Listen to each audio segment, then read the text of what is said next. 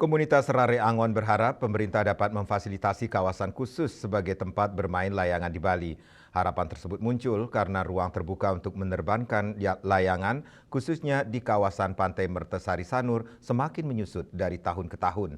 Pantai Mertesari selama ini menjadi salah satu lokasi utama bagi para pelayang di Bali dan rutin menjadi lokasi berbagai festival layangan.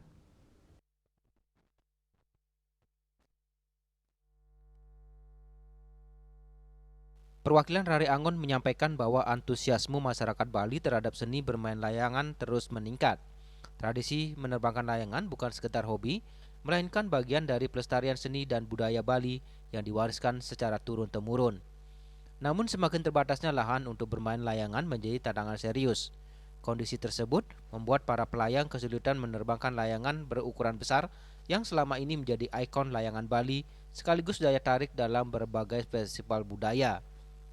Apabila persoalan keterbatasan ruang ini tidak segera mendapatkan perhatian, keberadaan layangan tradisional berukuran besar dikhawatirkan akan semakin jarang terlihat dan berpotensi hilang seiring berjalannya waktu.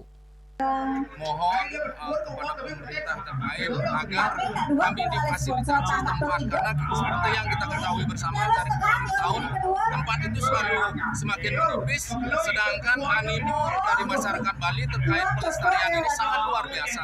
Jadi kami akhirnya dari para pelayang akhirnya menurunkan size, jadi layangan-layangan besar yang menjadi ikonik dari layangan Bali tentu kita ketahui bersama mungkin akan hilang pada waktunya.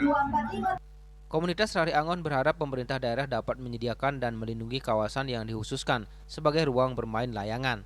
Selain menjaga kelestarian budaya Bali, keberadaan lokasi tersebut juga nilai dapat mendukung penyelenggaraan festival layangan yang selama ini menjadi daya tarik wisata budaya di Pulau Dewata. Yana, Bali TV.